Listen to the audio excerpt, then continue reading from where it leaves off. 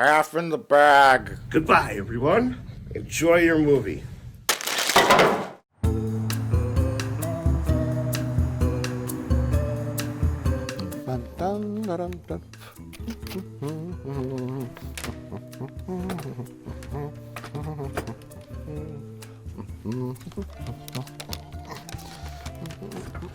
Oh, thank God you got a new keyboard. You broke the last one. We haven't been able to add inventory for the last 2 weeks. Yeah, sorry about that. Sometimes I get a little wild, you know what I mean? I'll start adding inventory now. Oh!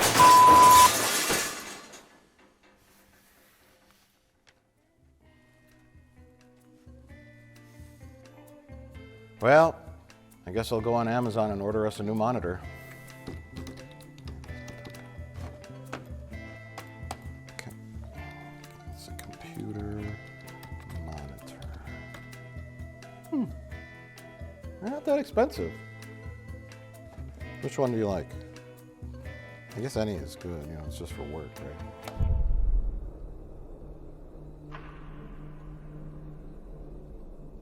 What's it like? What's what like? From Steven Soderbergh, the director of Traffic and the Magic Mike movies, and David Koepp, the writer of Jurassic Park and Indiana Jones and the Kingdom of the Crystal Skull, comes a new horror film about a ghost in a house. What? Tell me more, you say? I'm intrigued. Well, so were we. So we finally watched this movie. Mike, we're talking about a movie on Half in the Bag, our new release movie review show that came out like a month ago. But we felt like highlighting it. Wasn't it like 6 months ago? No. It probably played some film festivals. I saw some weird trivia thing on IMDb for this movie where it was like at, I don't know if it was the Cannes Film Festival or something. It's like at some film festival, people walked out because the movie was so intense. I'm like, what the movie were they watching? Is there a director's cut of this that has horror in it? That's not how I would describe it. No, this is the comfiest movie you'll ever see. We didn't see it in the theater. I don't think anybody saw it in the theater, but that's why we felt like highlighting it, because I think it is a very unique, interesting movie that is worthy of discussion. Yes. I think this film was on my radar for a while, because I remember seeing the teaser trailer, and it was like a drone shot that like went into a house. And the film, I think, was made on an iPhone or just like a... I think it's just probably a little DSLR camera on a gimbal. Yeah, the whole movie. Certainly, with many wide-angle lenses. But the trailer was the drone flew into a house and like flew around an empty house. And I think Lucy Liu was like looking out the window, and then it just cut to hard black and was like, Presents, a film by Steven Soderbergh. I'm like, what? Well, yeah, how do you sell this movie? Steven Soderbergh. Yeah. I guess mentioning the people behind it will help. Be like, from the director of Ocean's 11, from the writer of Jurassic Park. Here it comes. House realtor B-roll footage, the movie. Right. How do you get people into this thing? I mean, it's really easy when you're working with someone like Steven, because he just makes you feel so comfortable that, all your maybe like preconceived anxieties or whatever kind of just melt away, and his belief in you and his faith in you kind of takes over, and then suddenly you believe in yourself. And then he gets the shot in like 2 takes. He's one of the most efficient people I've ever worked with. And what can you tell us about your character? I'm a real estate agent. Yeah. Because it's not, kind of like we said with King Tide, it's not a horror movie, really, although it did give me one goosebump moment towards the end, which we can get into. I legitimately had chills. Yes, which doesn't happen ever, but the movie itself is not really a horror movie, even though it's about a ghost. It's kind of just like a interesting experiment. First of all, let me say I loved the movie. I loved the movie. It was a lot of fun. It was a lot of fun, Mr. Soderbergh. No. It was such. This is why we're talking about it, because it wasn't just a horror movie. It was an experimental movie that plays with the horror genre and in a completely different way, to where I think the movie should have been called Patience, because you cannot just turn it on, and it's presents. And everything you expect from a horror movie, you don't get. But in the end, if you're patient with it and really pay attention, in the end, you are rewarded with a moment that's so creepy and like, you know, not earth-shattering, but like impactful. It chilling and haunting in a way that recontextualizes the whole movie. And it all comes together, but in order to achieve that moment, you have to have patience. Yeah. And you wonder what it would be like if you were there too.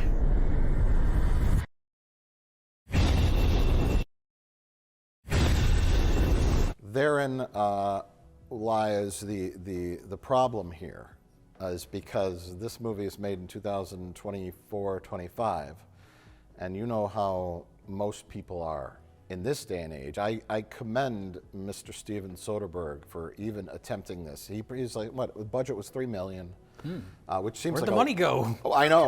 Well, it's probably Lou's bank account. I suppose. And, you know, there is a crew, you know, there's like people, sound editors, and, well, you know, so, They spent a lot of money on fishing line. Right, right. You could have made, an amateur could have made this movie for, you know, much less, almost nothing. Yeah. If you have amateur actors who aren't getting paid and a crew that's not getting paid and all that kind of stuff. But if you're, you know, Steven Soderbergh and you're making a movie and it's union and blah, blah, blah, that doesn't cost that. Well, this is why I respect Steven Soderbergh so much. He's been making movies for decades. He's not like he's like someone I would call like a just a natural born filmmaker, like a Scorsese or a Tarantino, someone like that. But he doesn't have a signature style. He's done so many different things on so many different budget levels. He's willing to just experiment and try different things. And that's, even from like larger filmmakers, that's rare now, to have someone who's just, I'm gonna make a movie in a house with a DSLR camera and a gimbal. Now, this is the guy who did like the Ocean's 11 movies. Yeah.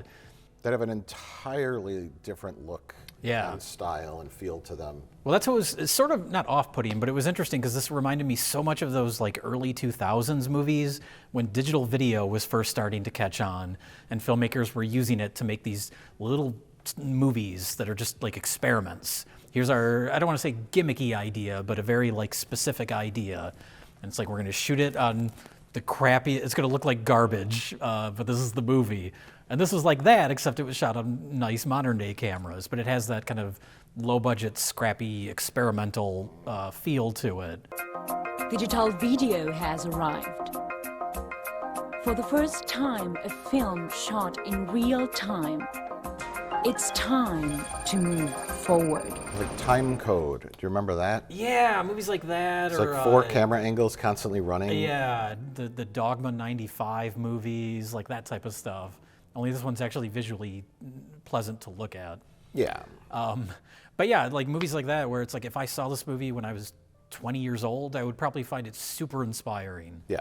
As opposed to now, where I never want to make a feature film ever again. I'm too old and jaded. But if I saw this when I was 20, I'd be like, hey, anyone can do this. Which isn't true. Everyone always says that. Like now, with the way technology's advanced, anyone can make a movie. I guess that's technically true, but you still have to have some cleverness and some knowledge of what you're doing. And obviously, Steven Soderbergh has that. Yeah, yeah. But unfortunately, the 20-year-old you who are in the audience now their attention span is 15 seconds, and then it's off to the phone. Yeah. On that note, dun, dun, dun, dun, dun, dun, Oh my dun, God! dun, Oh dun, no! dun, dun, dun, dun, dun. Have we reached that point?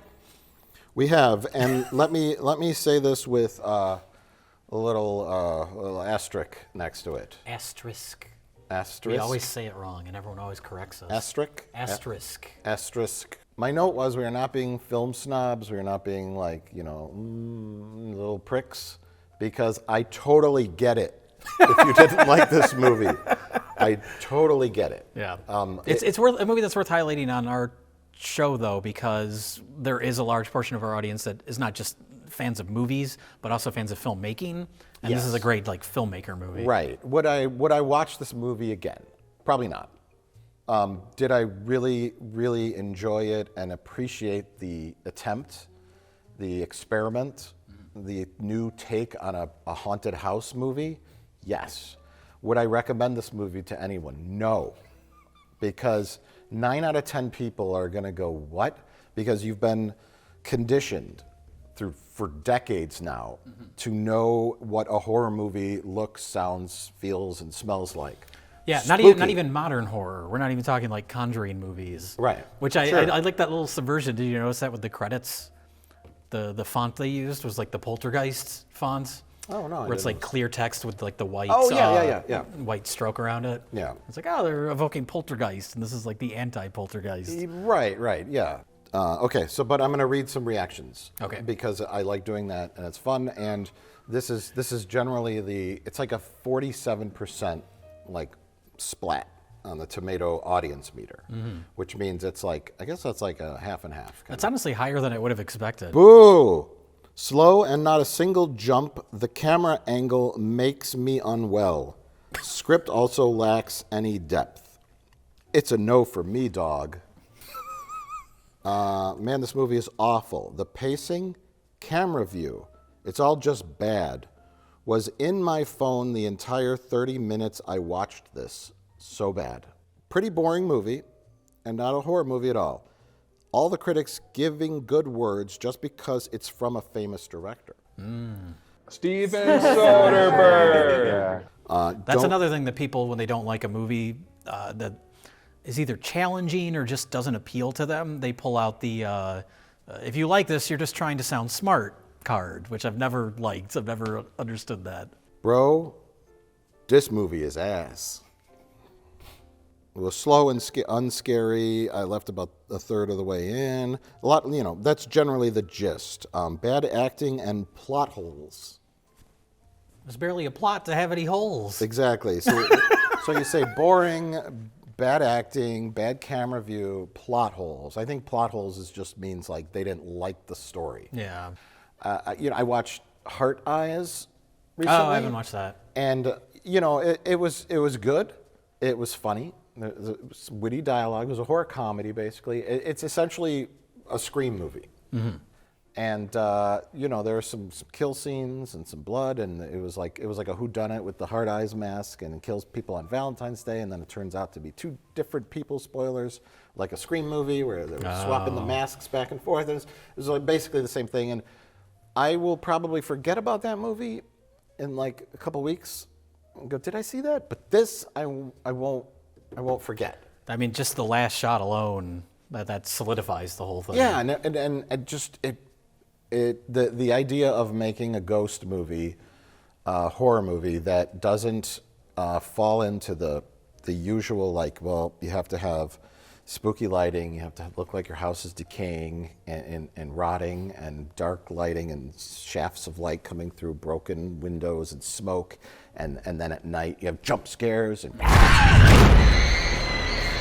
no jump scares. It's just clean. No, I don't even think it's maybe a couple scenes take place at night, and the film never leaves the house. Yeah, because it's told from the POV of the presence. And we'll get into the plot in a second here, but I just wanted to say that if you want, and it's only like 80 minutes, so if you want a little challenging film to sit down and try something different, that you're not going to be like spoon-fed like horror cliches, like a Hard Eyes kind of movie where it's like you get what you pay for, you're excited to watch a slasher movie that makes you laugh, and then you move on. Mm-hmm. But if you're going to watch this, you might have to kind of like adjust your expectation dial a little. But here's a question for you, because people love those Paranormal Activity movies. And those are movies where nothing happens for 99% of them, but they're told from like the POV of a camera. They're, found footage movies. Nothing happens for 99% of this movie. Nothing happens. So why would this not resonate in the same way? I think it's the framing of it. I think it is that found footage thing. Yeah. People are more accepting of that than something like this by virtue of the way it's shot, from the point of view of the spirit. You can't do cutaways, you can't have jump scares, you can't have moody lighting. I did want to point out the lighting in this, though. Never before has a house had so many lamps everywhere. Because I think it's all just natural lighting in the movie. Obviously, there's nowhere to hide, like set lights. So I think they just scattered lamps everywhere so they could get some sort of like blotches of light here and there.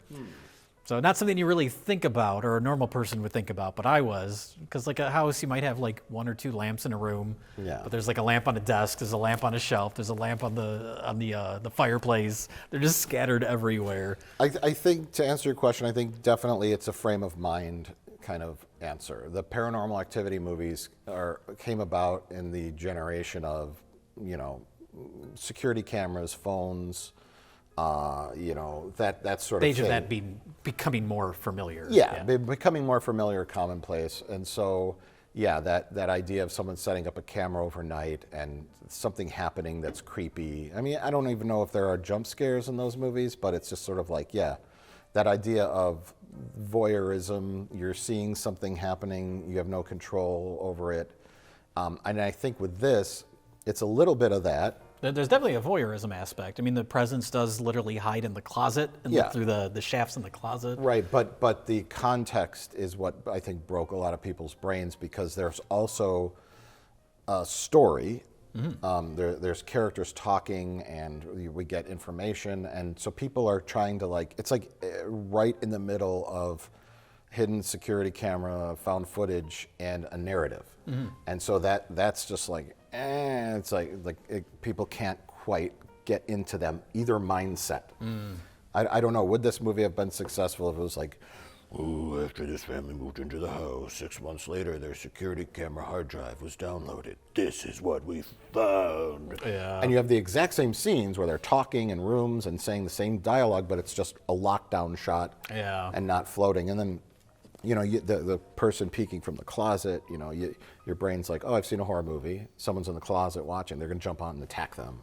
No. It doesn't happen because it can. So yeah, that's why this is fascinating to me, because we are lovers of movies, makers of movies, in heavy quotation marks. You've got a problem. You're gonna die.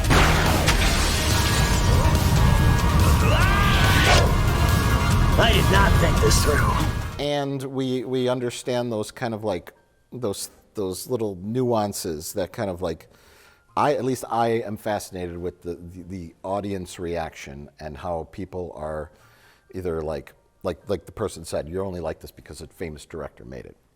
Would this have done remotely well if these were all unknown actors and an unknown director? Would this have got traction? Yeah. Who knows?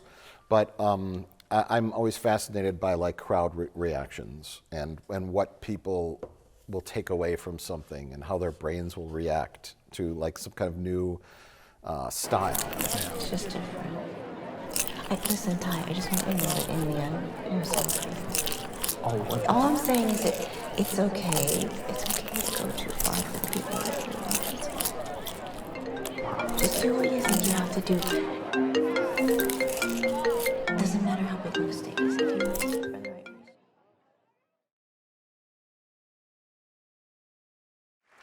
And the Oscar goes to Nora. Sean Baker! But yeah, Sean Baker brought up his love for movie theaters.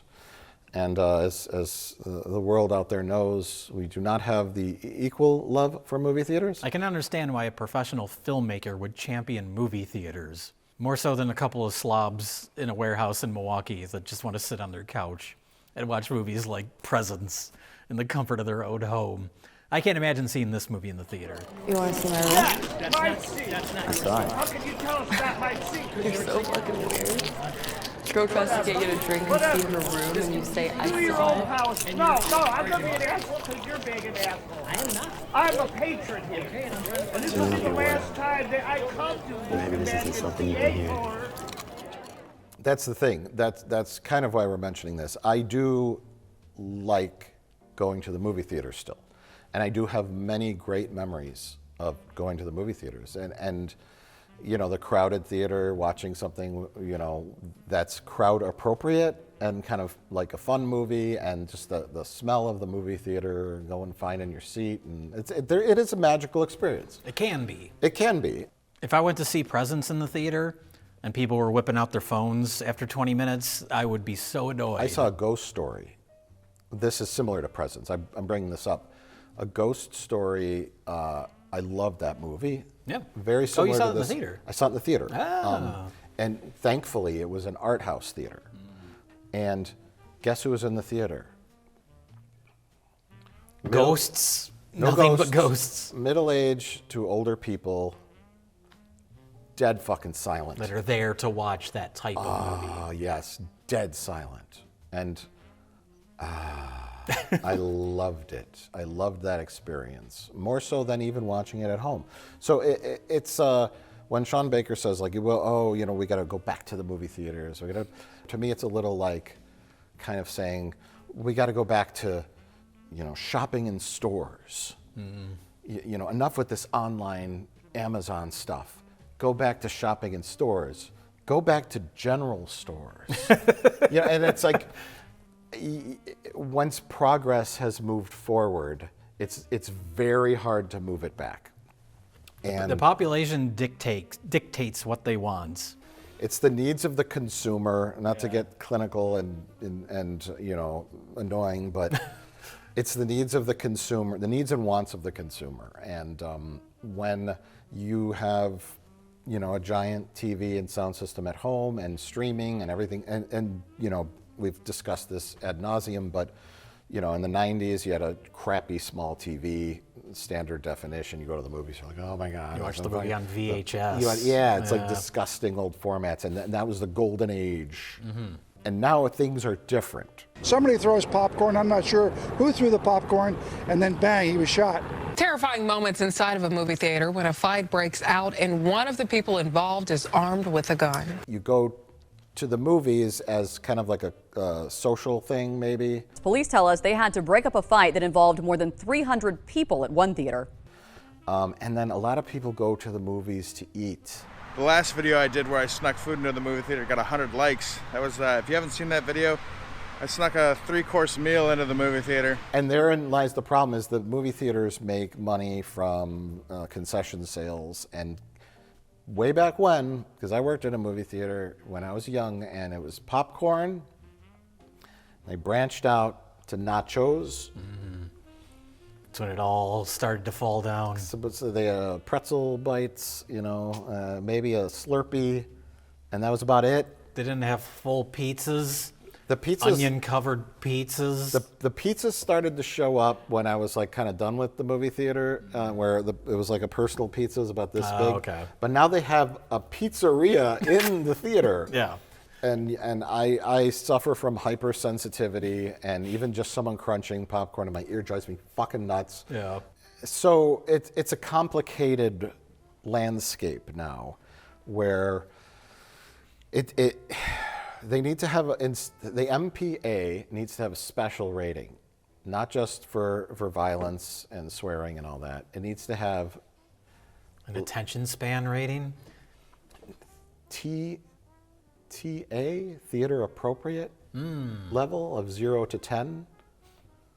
Theater appropriate level for presence would be a 0. Theater appropriate level for The Fast and the Furious Part 12. 10. Sure. You know what I mean? Like, do you care? But that's kind of a judgment call where it's like, well, someone might have wanted to see Presence in the theater. I don't think anybody did, but if someone might have wanted to. You go into Presence and there's 20 teens, ages 18, 21, on their phones. Yeah, your night is ruined if you wanted to actually watch the movie. If the MPA could judge the movie based on what it thinks is appropriate, a level of violence and language and nudity and gore and all that, yeah. It can judge it based on, you know, The Brutalist, okay? The Brutalist. Theater appropriate, 4. You know what I mean? Because they'd have to really make it clear that this isn't a judgment call on the quality of the movie. Not the quality. Not the quality of the film, just the quality of the theater-going experience. Right. And what you should expect from your fellow theater goers. Right. And how much variety and types of food does your theater serve? Like the little art house theater just has popcorn. That's it. That's all they have. They have soda and popcorn. And then so that raises the level. TGE. Theater going experience. Yeah. Yes, yes, TGE. The TGE rating is higher or lower based on how much concessions are sold. and then and it knows how many fat people are going to show up to the show. Oh my God. You know. Okay. So like Fast and the Furious Part 19, the IQ quotient is lowered, and so if the TGE score goes up. The TGE score goes up. 10 means like, yes, go see this in the theater. It won't matter if there's fatsos eating popcorn in your ear. Yes. IQ quotient, body mass, BMI, body mass index, concession variations. Do they serve a bucket of chicken with mashed potatoes and gravy? The worst thing you could eat in a theater. Thanksgiving Day meal. Thanksgiving Day meal bucket. Circus food. Circus food. Corn dog. Slop bucket. Just like a trough of ground up hamburgers and chicken wings. The 48-inch corn dog. So I'm going to come up with this entire rating system, or someone out there will do it for me. Okay. Based on all these different criteria, and we can start to rate movies on our TGE level, the MPA TGE rating. So, you know, like whatever's coming out, Jurassic World, Scarlett Johansson. That'll be a 10. I don't even have to see it. I can tell you. 10 or 9, you know, maybe 10 for sure, because it's dinosaurs, you know, popcorn and people eating chicken. And pizzas. Was that the dinosaur that screamed, or was that fat guy eating a pizza? So we're all here tonight and watching this broadcast because we love movies. Where did we fall in love with the movies? At the movie theater. Witnesses told police one group throwing popcorn got beat up. As that fight ended, another begins. Watching a film in the theater with an audience is an experience. We can laugh together, cry together, scream and fight together, perhaps sit in devastated silence together. And in a time in which the world can feel very divided, this is more important than ever. It's a communal experience you simply don't get at home. Police say that fight started when somebody tried to pass by a sitting person in the theater, and the person sitting in the theater said, "No, you can't go by me." So then they started arguing and fighting, and then the girlfriend got involved, and then she started getting beat. And right now, the theater-going experience is under threat. Movie theaters, especially independently owned theaters, are struggling, and it's up to us to support them. 2 people were there on Tuesday night watching Captain America when that ceiling came crashing down. During the pandemic, we lost nearly 1,000 screens in the U.S., and we continue to lose them regularly. If we don't reverse this trend, we'll be losing a vital part of our culture. This is my battle cry. Filmmakers, keep making films for the big screen. I know I will.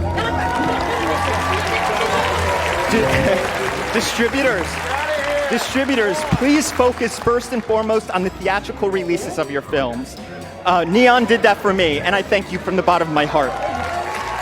Parents, introduce your children to feature films in movie theaters, and you'll be molding the next generation of movie lovers and filmmakers. And for all of us, when we can, please watch movies in the theater, and let's keep the great tradition of the movie-going experience alive and well. This brawl turning into a free-for-all. Dozens fighting, dozens more just looking for a good show.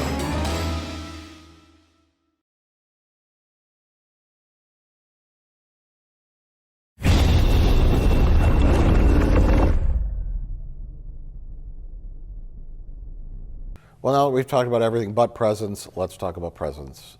You've had your time to decide if you want to watch it, because now we'll probably mention some spoilers. Yeah, we talked about the movie mostly non-spoiler before, so we'll just dip into, because we both said the ending was very effective. Yes. So why was that ending effective?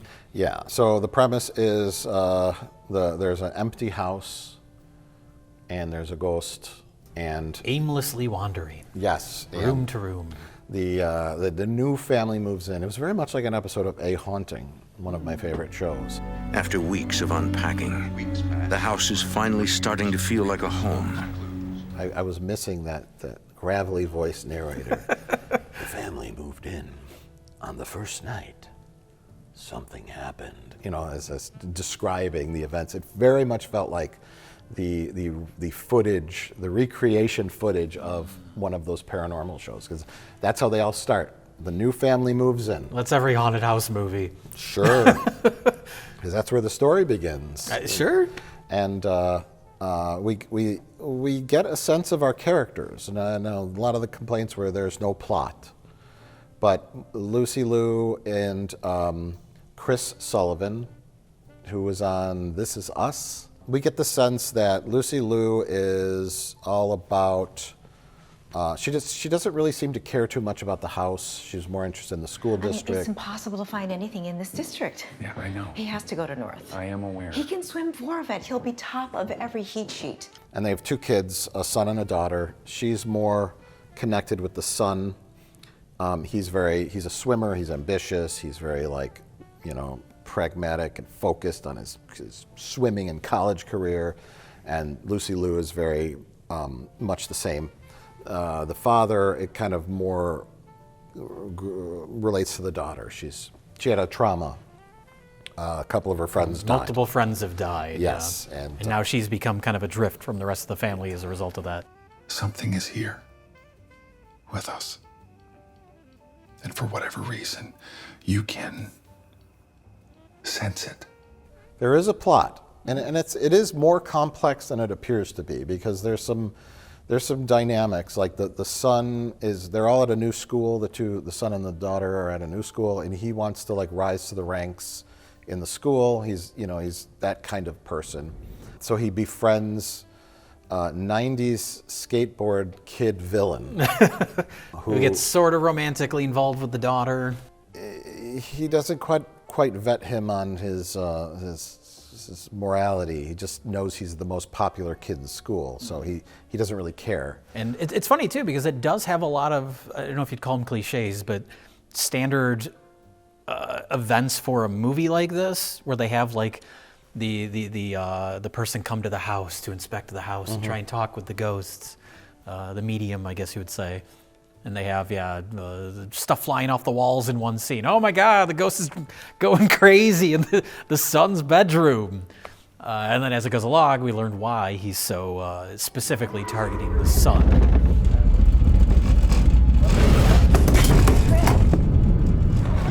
So at first, Lucy Liu and the son, who are kind of similar thought-wise, they're just like, oh, ghosts, what are you, stupid, blah, blah, blah. But the father's open to it. He's like, isn't there something couldn't there be something more to this universe? He's a little more spiritual, as is the daughter. And then finally, which I wasn't expecting, it's proven. Yeah. She that's like I said earlier. I was expecting this movie to be way more kind of artsy and meandering and minimalist, but it does have kind of haunted house movie type events happen in it. The daughter feels the presence. Whenever it comes close to her, she knows it's there. Mm-hmm. And it seems very focused on her. The psychic gives a lot of information. The most important is that ghosts, presences, spirits, etc., they don't know that they're ghosts. Time doesn't mean the same for them. Past, present, future all kind of blur into one. Yes. And in thinking back after you see the ending, the moments where the ghost is kind of observing the daughter are important moments. Mm-hmm. It's trying to prevent things from happening to her. So there are things to take note of. Basically, every little thing that happens in the movie is important. I think with the exception of... It's funny to have to say that about a movie. Well, because that should be true of most movies. Yeah, there is some misleading stuff with I don't know if it's misleading or just more characterization stuff, but Lucy Liu and something going on with her business. She's in some kind of trouble. I thought about getting out, I did, but I am here, and I'm willing to go through this with you. We can figure this out together if you'll let me. She's hiding her emails from him, and I don't know if that's just sort of like a distraction. Yeah, I just saw that as sort of character stuff. Where their relationship, the personality types, how different they are. She's not focused on the emotional things going on in the house. She's very distracted by work. Right. Maybe that's just it. But if you're following that, because there's that scene where the father goes out on the deck and he's yelling about something on the phone, and he's talking about even divorce. Yeah. He's asking a question to a lawyer what happens if my wife is up to some shady business? Am I implicated in that? If one person in a marriage is into something something that isn't strictly legal, what are the implications for the other spouse? Really, it's about the kids. So focus on the kids, focus on the things that the paranormal psychic says, and just be open-minded. We don't want to spoil the ending because it's a little impactful. Like I said, it recontextualizes the whole movie. And it gave me the shivers. It made the hair on my neck stand up, which never happens with horror movie. And this is, like I say, this isn't a horror movie, which is almost why that ending is more impactful. And just the way the shot is presented, it's done so... Well, it's so stark because there's no music. You're just seeing the stark, quiet visuals and the acting, the performance.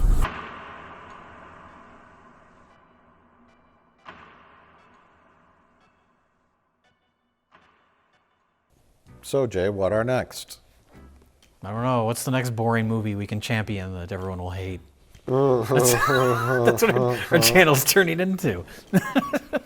No, people liked The King Tide, though. We recommended that, and I think people seem to appreciate it. Right. So maybe we'll bring some new life, no pun intended, into Presence. Because it is a movie that just kind of came and went. Like I said, it came out like a month ago and flew right under the radar. It came out in the wrong decade, the wrong century. People would have been terrified of this movie if it came out in 1892. 1930. Let's say 1930. I think when we do Mike and Jay Talk About, when we recommend something, for the most part, it's a pretty good bet that most people will like what we've recommended. Yeah. This, I am not confident on that. Yeah. This is very niche and very specific to a certain type of viewer. Yeah. So. Yeah, I don't know. I loved it as a movie, but I also really admired it as a filmmaking exercise, an experiment. So I think, there's that aspect to take away from it too, even if you're not necessarily tuned into what the movie's doing on a story level. Just seeing something, it's a little camera on a gimbal, the whole movie made by professionals. I wonder where that house is. Yeah, I don't know. I don't know where they shot the movie. Real house. Yeah, I mean, it's clearly a real house. It's a real house. There's cars driving by in it. I wonder if those people driving by in the cars know they were in a movie. Wouldn't that be kind of fun? Like find out which dates they filmed the movie on, and if you live in that area, like, did I drive by that house? And then watch the movie, try to find your car. That's me. I'm in Presence, and then add yourself to IMDb. Man in car driving by. I mean, someone could do that. Maybe I drove by. Oh. I think I might have. Oh. Man in car driving by in Presence. Sure would be a shame if that ended up on my IMDb and yours. That would be weird if that happened. Wouldn't that be weird if that happened? That would be weird. Because I do know where that house is. I know I said I wonder. I do, and I'm pretty sure I did drive by. Okay.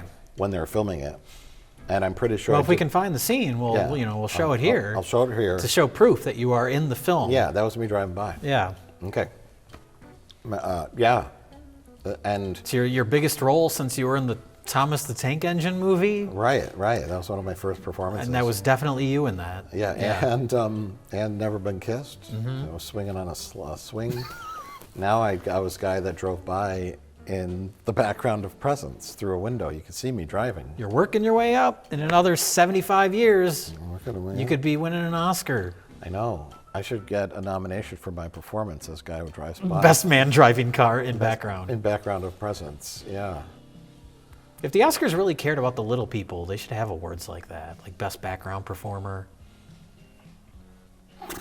They don't have that, though. They really don't care about the little people. They Best don't. Extra. Best Extra, yeah. I have an obsession with watching extras.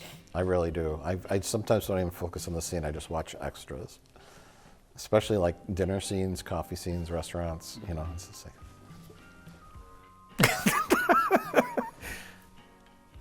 There's not enough catching them looking at the camera. Every once in a while you see that. Some extras aren't clever enough to have a fake conversation. and they cut the food for too long, and then they go. And then or they don't touch the food at all, and they're just like playing with their silverware. They're not they act like they're listening, and the other person's doing the same thing. Oh, sure. Let's practice. Okay. And go.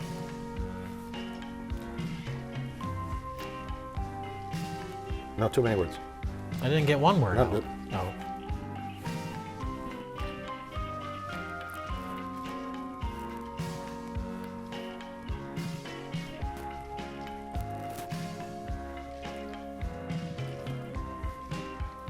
Can someone out there put us in the background of your movie as bad extras? This is my dream. Sean Baker, where are you at?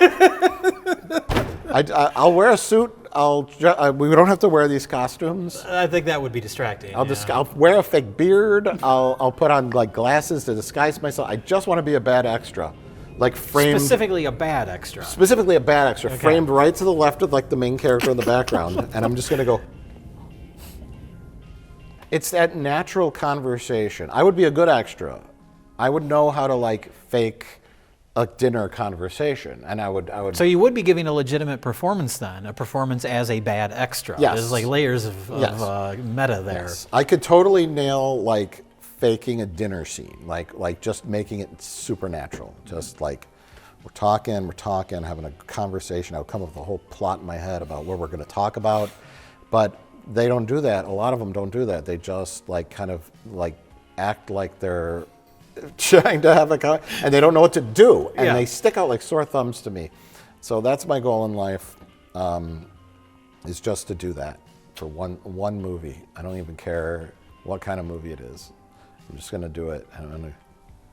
It's just a pet peeve of mine. It's just it's something that I always watch in the background. So that was our discussion of presents. Ironically, a movie with no extras, but somehow it came up in conversation. Check us out next year when we review Captain America versus the Red Hulk, whatever the